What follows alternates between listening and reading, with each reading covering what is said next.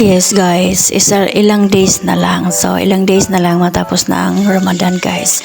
So medyo makarelax na tayo ng konti, hindi na madamihan ang lulutuin. So for today's video ay magluto lang tayo ng bamya. Yung bamya na may karne. So ang bamya pala guys ay isa na siyang sa atin is okra. Ayan, so nagisa lang ako yan ng sibuyas tapos nilagyan ko ng mixed barat. Yung barat is yung mga seasoning nila. So, hinulog ko na yung karne. Yung karne naman dyan is, pinakuluan ko muna yan para mawala yung dumi. Yung parang bula-bula ba. Tapos, drinin ko. Tapos, hinugasan ulit. So, bago ko siya igisang ganyan. O, halos hindi ko rin man mahalo kasi yung kabilang cellphone man ang kamay ko. O, diba? O, baligtad pala. Yung kabilang kamay ko ay nasa cellphone. Nag-video, diba? Tapos, hinulugan ko na siya ng 4 na pirasong cardamom at saka asin. Para manuot na yung lasa niya. O, diba? Tapos halo-halo. Pero para lang hindi naman talaga siya naghalo. Kay mahirap man. Parang mahulog naman yung kaldero ko. Giatay naman to. Lip and right talaga. Bad words ako palagi sa mga video ko guys. So naglagay na ako ng tubig. Para na talaga siya. Pwede na nating umpisahan. At nilagyan ko ng kamun. Lagyan ko ng cumin at saka takpan at lutuin ng 45 minutes sa ating pressure cooker. Diba? Hayaan lang muna natin yan. At dito naman sa isang kaldero magluluto tayo ng salona para sa ating lolo at sa ating maniho kasi ayaw na nila ng salona sa loob ng bahay. Ikaw ba naman halos isang buwan ang kumakain ng salona nagsawa na rin. Ayaw na nila sa loob. So nagisa lang ako dyan ng red lemon, bilib at cumin na buo. Ganyan. Pero diba? Masunog na guys. Bilisan mo kaya nagpupo pa. Ayan, hinulog ko na yung sibuyas din. Tapos ginger. Lagyan ko ng ginger. Tapos hinulog ko na yung aking 2 pirasong manok dahil 2 tao lang ang kakain dyan. Sila lang yung ginawaan ko ng salona kasi yung mga amo ko wala na, ayaw na nila. Nagsawa rin sa wakas, o diba? So kailangan pa rin mayroong salona kasi yung tawag nila dyan is yung binilagyan ng tinapay na crispy original bread, o diba? Ayan, hinulog ko na yung mga ricotta's ko dyan, yung mga panimpla, kamatis, tomato paste, at mga kung ano-anong anik-anik dyan. At ihalo-halo na parang halos hindi mahalo. Mahulog na yung kaldero mo dahil nabuang ka ba. Mag-video ang kabilang kamay, tas ang kabilang kamay naghalo. Hindi naman halo. Ayusin mo dyan, o diba?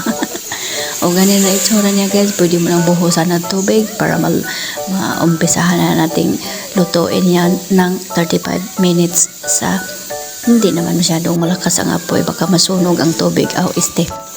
Matuyo bigla ba tas hindi pa maluto. Ganon. So medyo lang. Medium lang ang apoy. Lutuin ng 35 minutes. At takpan. O diba? Siyempre takpan paano maluto pag hindi tatakpan. O diba? O tinakpan. O binuksan na naman. Fast forward agad guys. Bumukaw na siya. Bumukaw. Kumulo ba? Kumulo. After 15 minutes pa nilagay ko na yung patatas at carrots kasi medyo naman yan matagal din sila maluto So hinulog ko na yung gulay na yan, 'di ba? Ang laki ng mga hiwa ng manok ko, diba? O tinakpan na naman ulit. Hindi sila magsawa diyan, o 'di ba? Tapos chinek ko ulit kung ano nang itsura. So medyo luto na yung ating unang gulay na nilagay. Hinulog ko na din yung ating talong at saka yung bell pepper. O, diba? Malapit na yan maluto guys. Inantay ko na lang maluto yung talong. So i-check natin ang ating pre-sure na kasi tapos na ang 45 minutes ng ating meat. Para malagay na natin ang ating okra. O, diba? Ayan.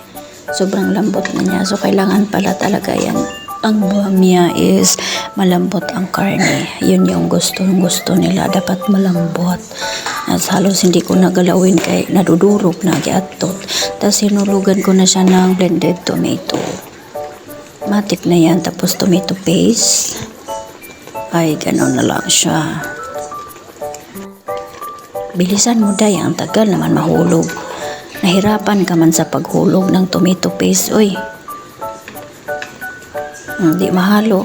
Takot, sa totoo lang guys, pero takot akong ihalo yan kasi na parang maghiwalay na yung buto at yung laman.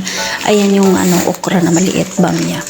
So, ihulog na natin doon sa ating meat para mahalo na siya. Luto naman na guys, mabilis na lang yan. Parang kahit may yellow pa, hinulog ko na, walang problema yan. Kasi matutunaw din naman yan eh. So, ganyan na ang itsura niya. O diba, malapot na malapot. At tinakpan ng sandali.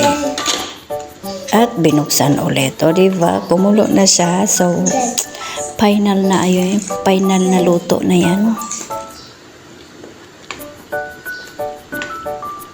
At bago natin isarado ang ating apoy ay kailangan ko muna palang mag-melt ng butter at igisa ko dun yung garlic at saka kusbara na powder. Yan, garlic at kusbara powder. Gisa ko lang siya dyan sa butter. Tapos hanggang lang maluto yung garlic. Mga amoy yung na siya ba? Amoy garlic talaga. Ayan, at ibuhos ko dun sa aking bamya bago ko siya isara. At lagyan ko pa siya ng fresh na kusbara din. O, diba? So, coriander yan siya guys. So, yun lang. Thank you for watching. Bye-bye. See you on my next video.